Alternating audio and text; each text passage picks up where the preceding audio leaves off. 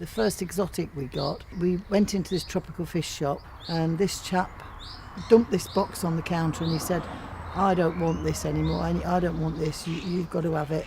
Because, you listen and your ears, what's he talking about? Anyway, he'd got a 3-foot python. So I said to the bloke, well, what are you going to do with it? He said, I'm going to throw it in the river on the way home then. He said, because I don't want it. So I said, well, I'll give you a tenner for it. I had to ask the pet shop man to lend me the 10 quid because at the time we hadn't got it, and he lent me it anyway. Not long after that, a Jehovah's Witness chap came to the door, and I thought, oh, flipping heck, what's he got in his jacket? And he opened his jacket and he'd got a bag, and in the bag he'd got another python. So we ended up with that one as well. And it just, to be honest, it just snowballed. Once people knew we'd got one thing, then people had come to the door with a parrot. We bought this parrot and it's screaming the house down and the neighbours are getting nasty and we've got to get rid of it. Mine and my husband's sort of hobby, I think, that went absolutely wrong.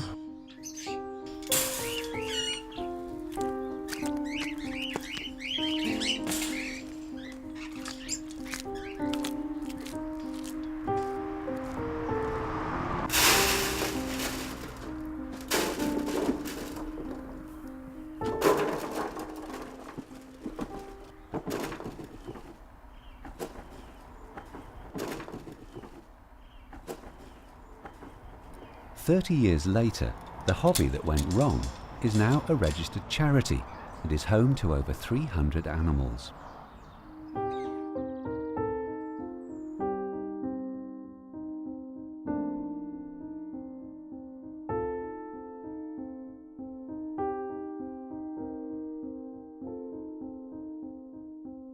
Pam and Mel ran the refuge together for over 20 years. Mel passed away in 2004, leaving Pam to carry on. Knocked me for 6, to be quite honest. In the back of my mind, I knew that something was going to happen because he was due to go in for that heart bypass. His idea was that he wasn't going to have that operation and he didn't want it. And without being funny, I think he willed himself not to be here. And he'd told me on numerous occasions that he thought, that he would rather die than have the operation. Worst thing was we'd got an open day, I think it was a week after he died, or a fortnight after he died, and I didn't know whether to keep on with it or not, and everybody said, well, he wouldn't have wanted you to have give up, he would have wanted you to carry on and do it. We did have the open day.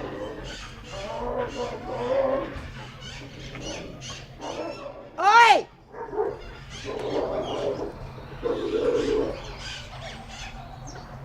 Yeah, we did have, sorry about that. We did have the open day and it was a success, and it was good. I was pleased that we did have it after that because, it made me feel that I could carry on.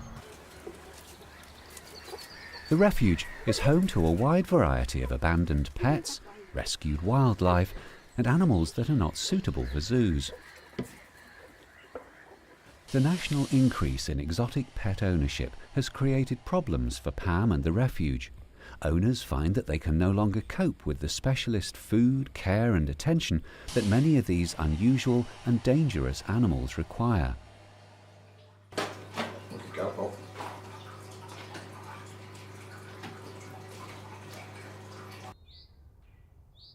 Many of the animals are sick or injured when they come to the refuge. Pam and her team provide the love and attention these animals need. Inca, the lynx, I had her from about 5 weeks old. She slept in my bed. She lived with me until she was about 3 months old, and until she decided she wanted to go outside and have more room.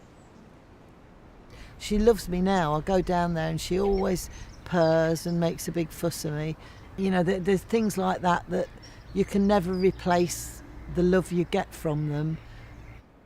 It amazes me. I walk around with her. I don't know if you have noticed when you're filming, but the animals respond when she's around. They actually respond to her, and I don't think she sees that anymore. I don't think she knows just how amazing she is, that these animals, they know that she's given them this safe haven. This is the one I hand-reared from about half an hour old.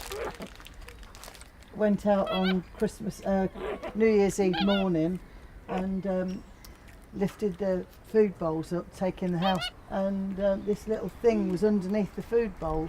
The mum had put him underneath there, covered him full of shavings, and I thought it was a rat. And then all of a sudden this little gangly arm moved up and down, and he'd just been born.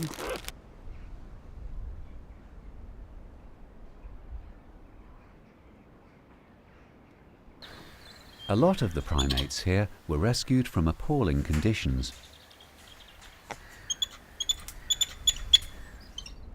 Benny was actually kept in a air raid bunker, so he didn't have any contact with anything at all. It caused him to become so depressed, but he's actually bitten off several of his own toes. One of Mr. Tan's previous owners taught him how to smoke.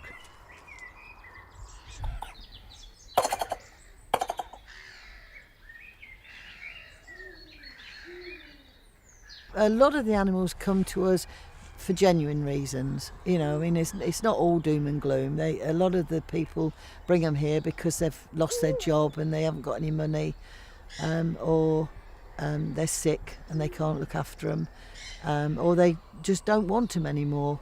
But there are some people that, you know, you really have to bite your tongue and say, what did you buy it for? You know, because what did you get it in the first place? Because you know you couldn't cope with it. It's just really does make me sick sometimes.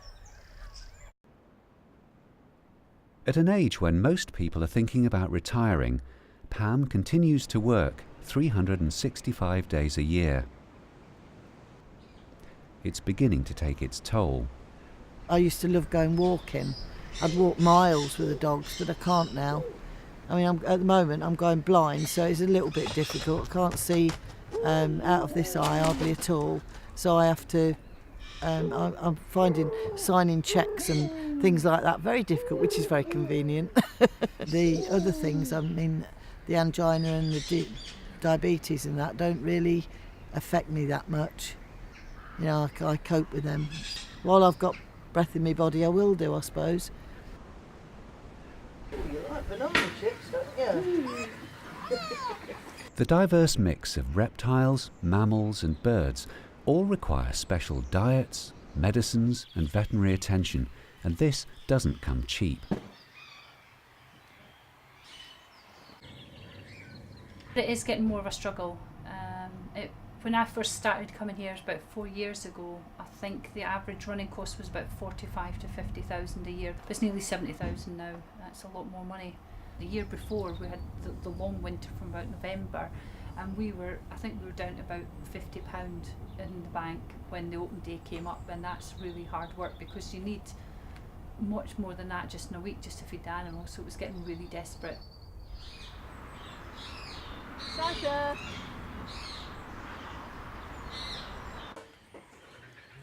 Yeah, she's given more than half of her life, and obviously there's always worries for her about is she going to have enough money from one year to the next to keep it going. I know she has tremendous problems with the heating bills, and last winter the size of the bill nearly closed the place, not for the first time. Slowly. Okay, slowly. This year we've been lucky, we've had a bit more money come in, and a lot of things have sort of taken off a bit more this year. So we're all right now.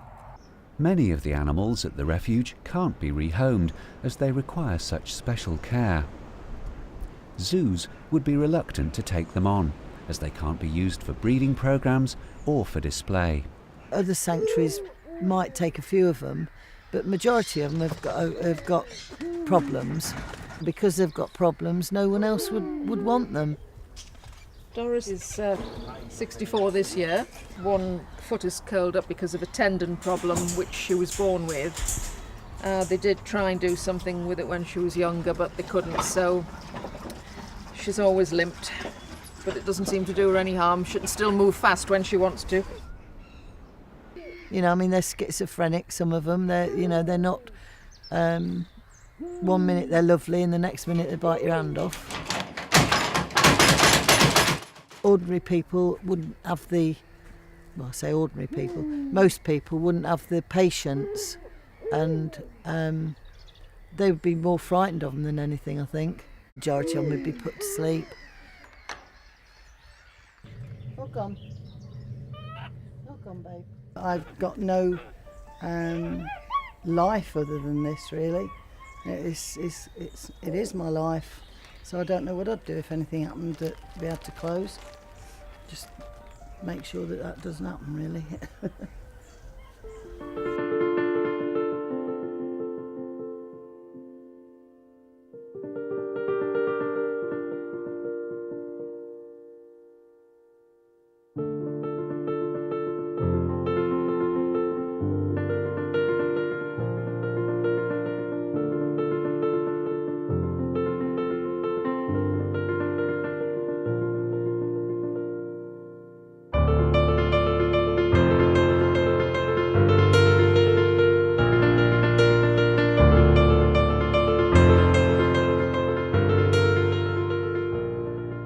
My son said to me one day when he was about 10, Mum, what it would be like to live in a normal house?